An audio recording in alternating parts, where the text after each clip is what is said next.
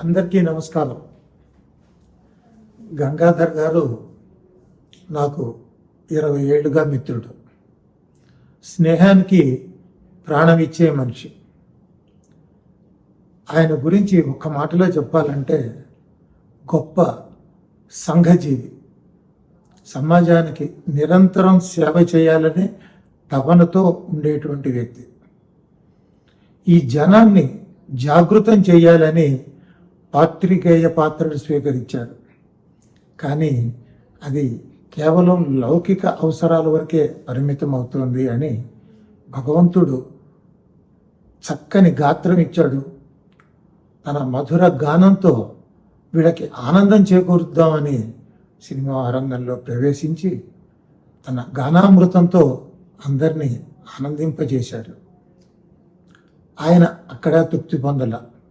ఈ ఆనందం కేవలం క్షణికమైన ఆనందమే, వీళ్ళకి శాశ్వతమైన ఆనందం ఇవ్వాలి అనుకుని వారు ఒక సద్గురువుని ఆశ్రయించి వారి దగ్గర గీతాశాస్త్రాన్ని అధ్యయనం చేసి దాన్ని అర్థం చేసుకుని దాన్ని ఆచరణ చేస్తూ ఈనాడు దానికి ప్రచారణ కోసం బోధ చేస్తున్నటువంటి సద్గురువుగా ఇప్పుడు జ్ఞానామృతాన్ని పంచుతున్నారు. అటువంటి మహనీయుని యొక్క అనుగ్రహ భాషను మీ అందరికీ అందించాలని వారిని కోరుతున్నాను. ధన్యవాదాలు.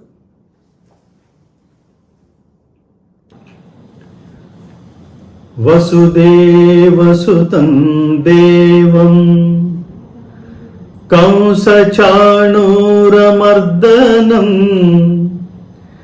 దేవకీ పరమానందం కృష్ణం వందే జగద్గురుం. జై శ్రీకృష్ణ. జై శ్రీకృష్ణ. ప్రపంచంలో అత్యధిక ప్రాంతం అజ్ఞానాంధకారంలో మునిగి ఉన్న సమయంలో భారతదేశం ఆధ్యాత్మిక ప్రకాశమై జాగృతమై విరాజిల్లింది అని అనేక ఉపనిషత్తులకి పీఠికలు రాసిన మహాత్ములెందరో జ్ఞానులెందరో ఈ ప్రపంచానికి చెప్పి ఉన్నారు.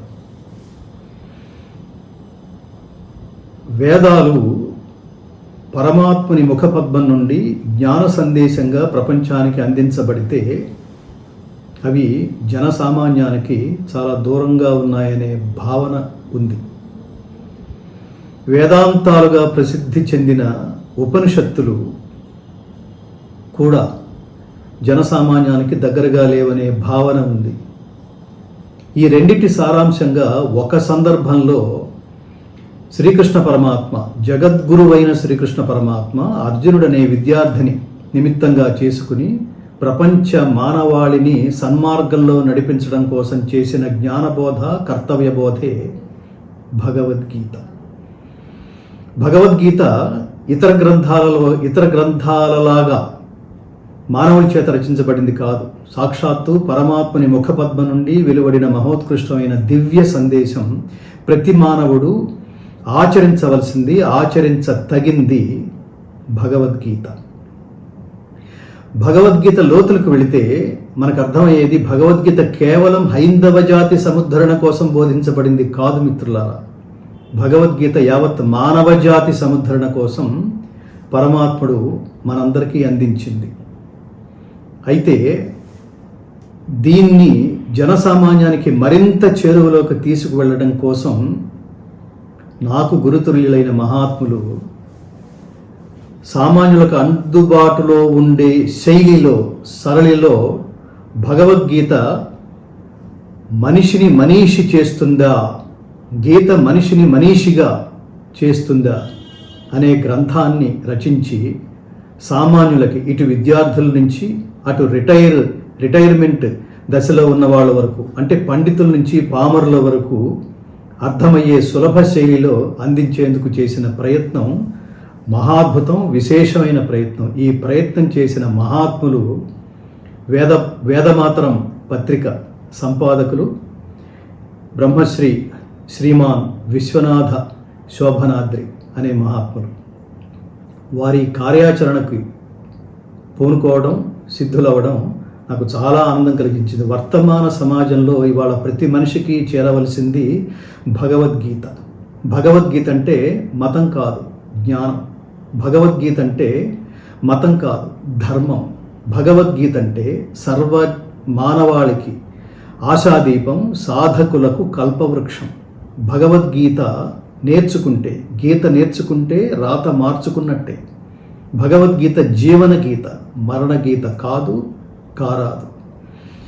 భగవద్గీతని సర్వమానవులకి ఒక కర్తవ్యాచరణ గ్రంథంగా, ప్రతినిత్యం పఠించవలసిన గ్రంథంగా, భగవద్గీతకి ప్రత్యేకంగా నాలుగు మెట్ల లాంటి ఉపదేశాలు ప్రతి ఒక్కళ్ళు చేస్తుంటారు. మొదటి ఉపదేశం భగవద్గీతని, మొదటి దశలో భగవద్గీతని చదవటం, రెండవ దశలో భగవద్గీతని అర్థం చేసుకోవటం, మూడవ దశలో భగవద్గీతని ఆచరణ పేరుతో సాధన చేయటం, నాలుగవ దశ భగవద్గీతని ప్రచారం చేయటం.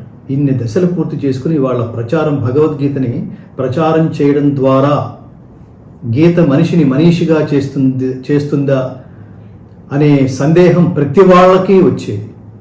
ఈ సందేహ నివృత్తి కోసం కర్మ, భక్తి, జ్ఞాన మార్గాలలో సులభ శైలిలో మనందరినీ నడిపించడం కోసం ఆ మహాత్ములు చేసిన ఈ విశేషమైన కృషికి నేను చూసిన వాడిగా, దాన్ని పఠించిన వాడిగా, దాన్ని అర్థం చేసుకునేవాడిగా, ఆయన జన్మ తరించడమే కాకుండా చదివే లేదా ఇప్పుడు ఆడియో బుక్ రూపంలో, ఆడియో పుస్తక రూపంలో ఇవాళ మన ముందుకి వచ్చిన నేపథ్యంలో ఆ మహాత్ముల పాదాలకి సాష్టాంగ నమస్కారం చేస్తూ జాతిని ఉద్ధరించడానికి ఆయన చేసిన ఈ మహోత్కృష్టమైన ప్రయత్నం ప్రతి ప్రతి ప్రతి మనిషికి చేరాలని, వాళ్ళ హృదయాల్లో పరమలక్ష్యం ఏర్పరిచేట్టుగా మనకి స్ఫూర్తిని అందించాలని, అందుకు ఆ పరమాత్మ అనుగ్రహం మనందరికీ సంపూర్ణంగా లభించాలని హృదయపూర్వకంగా కోరుకుంటూ, కర్మని భక్తి శ్రద్ధలతో ఆచరిస్తే మనకి లభించేది జ్ఞానమే అని పరమాత్మ చెప్పినట్టు,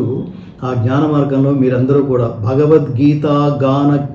భగవద్గీత జ్ఞాన మార్గంలో మనందరం నడిచి స్వార్థం లేని ఉత్తమ సమాజ నిర్మాణం కోసం మనందరం పాటుపడే విధంగా మనకి ఈ ఆడియో బుక్ స్ఫూర్తినివ్వగలదని విశ్వసిస్తూ, అందుకు పరమాత్మ అనుగ్రహం మన మీద సంపూర్ణంగా ఉండాలని ప్రార్థిస్తూ కోరుకుంటూ, జై శ్రీకృష్ణ.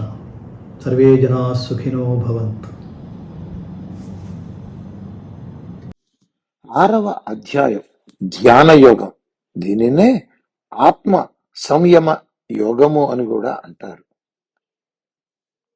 యోగి: అర్జున, నిత్యము చేయవలసిన పనులు చేయకుండా, కర్మలను చేయకుండా వదిలిపెడితేనే మోక్షం వస్తుందని తనకు విధించిన కర్మలను, ఆ కర్మలకు అవసరమైన అగ్నులను, దానము, స్వాధ్యాయములను మానివేసినంతనే సంపూర్ణ సన్యాసి అని గాని, సమాధి సిద్ధించిన యోగి కాని కాలేడు. ఇలా కాకుండా చేయకూడని కర్మలను వదిలి తనకు విధించిన కర్మలు తన జ్ఞానయోగానికి అంగాలు అని భావిస్తూ ఫలాసక్తిని విడిచిన వాడు అసలైన యోగి కాగలుగుతాడు. తాను చేస్తున్న కర్మలు ఎటువంటి కోరికతో చేయటం లేదు కాబట్టి యోగి అవుతాడు. పాండవా, నిష్కామ కర్మయే నిజమైన సన్యాసము. తాను చేస్తున్న కర్మలకు కర్తను కానని ఫలాపేక్షను విడిచి ఉండటమను సంకల్పం, త్యాగం అంటారు. అలా సంకల్ప త్యాగం చేయని వాడు యోగి కాలేడు. అర్జున, ధ్యాన యోగాన్ని కోరుకునే సాధకునికి నిష్కామంగా కర్మలను ఆచరించటమే సాధనం. ధ్యాన యోగంలో విజయం పొందిన వానికి సర్వకర్మలను పరిత్యజించటమే సాధనం కావాలి. ఎందుకనగా ధ్యాన యోగం సిద్ధించిన వానికి కర్మలు తన సాధనకు అడ్డు వస్తాయి. అర్జున, ఎప్పుడు సాధకుడు ఇంద్రియ విషయములకు బానిస కాడు, నిత్యము చేయవలసిన కర్మలకు దూరంగా ఉంటాడు, సమస్త సంకల్పాలను వదిలిపెడతాడు, అప్పుడు యోగాన్ని సాధించుకున్నవాడుగా చెప్పబడతాడు. అర్జున, వివేకంతో తన జీవాత్మను పైకి తీసుకువెళ్ళటానికి ప్రయత్నించాలి. అధోగతి పాలు చెయ్యకూడదు. జీవాత్మకు వివేకము కలిగిన మనస్సు మిత్రుడు, వివేకం లేని మనస్సు శత్రువు. ఇంద్రియములను జయించిన మనస్సు మానవునికి మంచి మిత్రుడు. ఇంద్రియములకు బానిసను చేసిన మనస్సు మానవునికి శత్రువు. అర్జున, ఇంద్రియములను తన అధీనంలోకి తెచ్చుకుని తత్వచింతన చేసే మానవునికి చలి, ఉష్ణము, సుఖము, దుఃఖములే కాదు, మానవమానాలలో కూడా పరమాత్మ తన స్వరూపంతో దర్శనమిస్తాడు. అర్జున, జ్ఞాన యోగమును అభ్యసించేవాడు ముందుగా తత్వశాస్త్రమును అధ్యయనం చేస్తాడు. తద్వారా జీవుడి స్వరూపాన్ని కొంత తెలియజేస్తుంది. అది ఏ జ్ఞానం. కానీ తన అనుభవం వల్ల అసంతృప్తి వచ్చి చేరుతుంది. అప్పుడు సాధన ఇంకా పెంచితే ప్రత్యక్షంగా తనకు కలిగిన అనుభవం శాస్త్రంలో చెప్పినది ఒక్కటే అని తెలుస్తుంది. అప్పుడు సాధకునికి సంపూర్ణమైన తృప్తి, ఆనందం కలుగుతాయి. ఇది తొలిమెట్టు. ఈ స్థితిలో సాధకుడు ఇంద్రియాలను తన స్వాధీనంలో ఉంచుకుంటాడు. ఇది మలిమెట్టు. అప్పుడు మట్టిగడ్డ, బంగారం, రత్నాలు అన్నీ ఒకలాగే కనపడతాయి. అది మూడవ మెట్టు. ఎటువంటి మనోవికారములు లేనివాడవుతాడు. అది నాల్గవ మెట్టు. ఈ 4 మెట్లు సాధించితే ఆ యోగి యోగారూఢుడవుతాడు.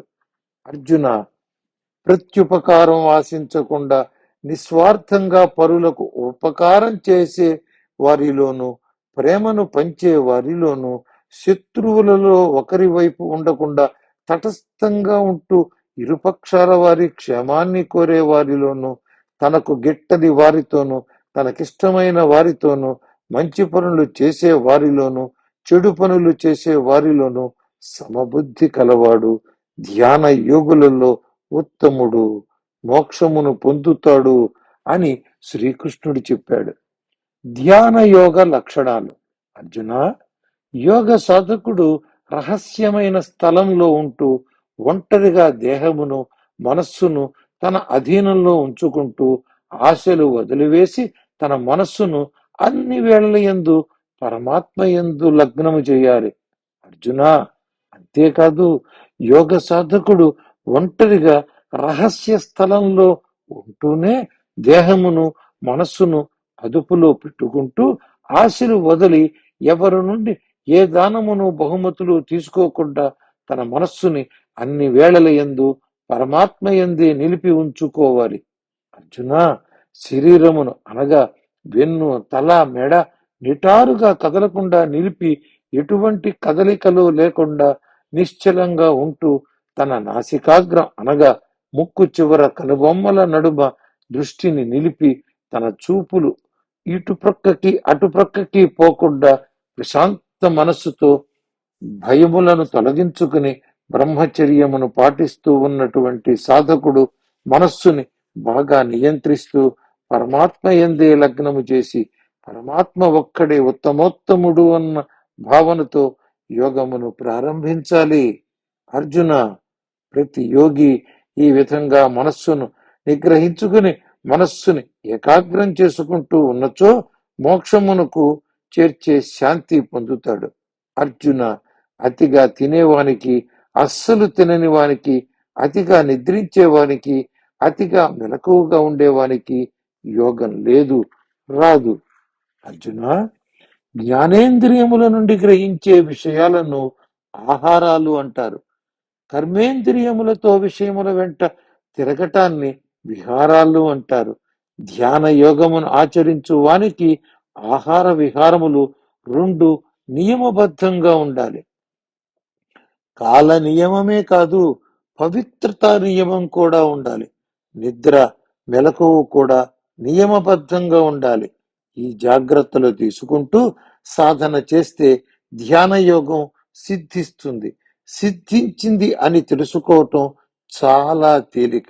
మనసుకి సుఖదుఖాలు అంటవు, అనగా మోక్షం వచ్చినట్లే. అర్జున, బాగా నిగ్రహించబడిన మనస్సు ఏ యోగి ఆత్మస్వరూపంలో స్థిరంగా నిలబడుతుందో ఆ యోగి ఎప్పుడు ఇహలోకంలోని పరలోకమునకు సంబంధించిన కోరికల నుండి విముక్తుడగుతాడో అప్పుడు ఆ యోగి సిద్ధయోగి అవుతాడు. అర్జున, ఆత్మను గురించి చేసే ధ్యాన యోగమును అభ్యాసం చేసే యోగికి ఏకాగ్రమైన మనస్సు గాలి లేని చోట నిలకడగా వెలిగే దీపం వలె చెలించకుండా ఉంటుంది. అర్జున, ధ్యాన యోగ సిద్ధి మొదటి దశలో అష్టాంగ యోగములలోని నిరోధము అనే ప్రక్రియ అనగా ఆత్మ చైతన్యం సాధన చేస్తూ సమాధి స్థితి పొందటం ద్వారా మనస్సుని ఆలోచనలు రానియకుండా నియంత్రిస్తాడు. దీనినే అసంప్రజ్ఞాత సమాధి అంటారు. రెండవ దశలో సమాధి స్థితి వల్ల యోగి మనస్సు పరిశుద్ధమై ఆత్మతృప్తి పొందుతాడు. మూడవ దశలో జ్ఞానేంద్రియాలకు అందనటువంటిది, శుద్ధమైన బుద్ధికి మాత్రమే తెలిసేది అయిన ఆత్మానందాన్ని పొందటమే కాకుండా అది తాత్కాలికం కాదు, శాశ్వతమైనది, అనంతమైనది అని గ్రహిస్తాడు. నాలుగవ దశలో యోగి ఆ ఆనంద స్థితిలో స్థిరంగా ఉంటాడు. ఐదవ దశలో ఇంతకంటే ఉత్తమమైన ఆనందం మరొకటి ఉందని అనుకోడు. ఆరవ దశలో ఉన్న యోగికి శారీరకంగా కలిగే బాధలు తెలియవు, కత్తితో పొడిచినా తెలియదు. ఏడవ దశలో పూర్తిగా దుఃఖ విముక్తుడవుతాడు. ఇదే నిజమైన యోగం. ఈ 7 దశలు ధ్యాన యోగానికి లక్షణాలు. సిద్ధి పొందాడు అనటానికి బలమైన కొండ గుర్తులు. దీనికి దృఢమైన మనోబలం, స్థిర సంకల్పం కావాలి. అర్జున, ఏదైనా వస్తువు లేదా సన్నివేశము చాలా బాగుంది అని దాన్ని కోరుకోవటమును సంకల్పం అంటారు. మనుష్యులకు నిరంతరం ఇటువంటి కోరికలు పుడుతూనే ఉంటాయి. వివేకవంతుడైన యోగి ఈ రకమైన కోరికలను పూర్తిగా నిర్మూలించుకోవాలి. ఇలా విజయం పొందాలంటే పూర్వ సంస్కారాలకు భయపడకూడదు, ధైర్యం కావాలి. ఇది తొందరపడే విషయం కాదు, నెమ్మదిగా సాధన చేసుకుంటూ రావాలి. తన మనస్సును ఆత్మతత్వంలోనే నిలుపుకోవాలి. ఆత్మ ఒక్కటే సర్వవ్యాపకమైనది, ఇంకా వేరే పదార్థం ఏమీ లేదు అన్న భావం స్థిరపడాలి. ఇది యోగ సాధనకు పరాకాష్ట. అర్జున, మనస్సు అతి చంచల స్వభావం కలది, దానికి నిలకడ లేదు. ఆత్మతత్వం నుండి ఎప్పుడు పక్కకు పోతుందో వెంటనే వెనుకకు తెచ్చి ఆత్మతత్వమునందే స్థిరపరచాలి. అర్జున, అలజడులు లేని మనస్సుతో మోహాలు విడిచిపెట్టి పాపపుణ్య దోషములు లేకుండా బ్రహ్మమైన యోగికి సర్వోన్నతమైన ఆనందం వరించి వస్తుంది. అర్జున, ఈ విధంగా మనస్సును ఎప్పుడూ యోగంలోనే నిలబెట్టి దోషరహితంగా ఉన్న ధ్యాన యోగి పరబ్రహ్మతో ఏకీభావం పొంది పరమానందమైన సుఖాన్ని అనుభవిస్తాడు. అర్జున, సమస్త జీవులలో పరమాత్మను దర్శించే స్థిరమైన మనస్సు గల యోగి తాను అన్ని జీవులలోనూ అన్ని జీవులు తనలో ఉన్నట్లు దర్శిస్తాడు. అర్జున, జడ చేతనం అనే తేడాలు లేకుండా లోకంలోని అన్నింటిలోనూ పరమాత్మను దర్శించాలి. అటువంటి యోగికి పరమాత్మ ప్రత్యక్షమవుతాడు, అనగా పరమాత్మలో లీనమవుతాడు. అర్జున, ఆ ఏకీభావాన్ని సుస్థిరం చేసుకుని అందరిలో పరమాత్మను సేవిస్తున్నాడు ఆ యోగి ధ్యాన యోగి సిద్ధుడు. అటువంటి యోగి బయట ప్రవర్తన ఎలా ఉన్నా తాను మాత్రం పరమాత్మలో ఉంటాడు. అర్జున, సుఖ దుఃఖాలను అన్ని జీవుల యందు తనకు తానే ఉపమానంగా తీసుకొని దర్శిస్తాడో అటువంటి యోగి సర్వోత్తమమైన యోగి అని శ్రీకృష్ణుడు అన్నాడు. యోగ సిద్ధి. మధుసూదన, నా మనస్సు చంచలంగా ఉంది కనుక నువ్వు చెప్పిన సమత్వంతో కూడిన యోగ సిద్ధిని చూడలేకపోతున్నాను అని అర్జునుడు చెప్పాడు. శ్రీకృష్ణ, మనస్సు చంచలం అయ్యి శరీరాన్ని, ఇంద్రియాలను కవ్వంతో చిలికినట్టు చిలికేస్తుంది. అటువంటి మనస్సుని నియంత్రించటం కష్టం అని భావన కలుగుతోంది అని అర్జునుడు అన్నాడు. అర్జున, మనస్సును నిగ్రహించటం చాలా కష్టమైన పని. అది చంచలమైనది, దానిలో అనుమానం లేదు. కానీ కౌంతేయ, నిరంతర సాధనతో సుఖాలు భోగాల మీద వైరాగ్యం పొందటం వలననే అది సాధ్యపడుతుంది. అర్జున, మనస్సు స్వాధీనం కాని వానికి యోగ సిద్ధి కలుగదు. ఓపికగా ఇంద్రియముల మీద విజయం, తత్వజ్ఞానమును పొందటం, నిరంతర అభ్యాసం, వైరాగ్యములనే ఉపాయములతో మనస్సు స్వాధీనమై తీరుతుంది. తద్వారా యోగ సిద్ధి కలుగుతుంది. ఇది నా నిశ్చయము అని శ్రీకృష్ణుడు చెప్పాడు. శ్రీకృష్ణ, శాస్త్రముల మీద, గురువుల బోధల మీద నమ్మకం ఉంది కదా. ఏదో ఒక నాటికి సిద్ధి కలుగుతుందని నమ్మకంతో సాధన చేస్తున్నా ఎక్కడో లోపంతో మనస్సు యోగాభ్యాసం నుండి మరలిపోతే యోగము సిద్ధించదు కదా. అటువంటి వాని గతి ఏమిటి? రాబోయే జన్మలో ఎటువంటి ఫలితం దక్కుతుంది అని అర్జునుడు అడిగాడు.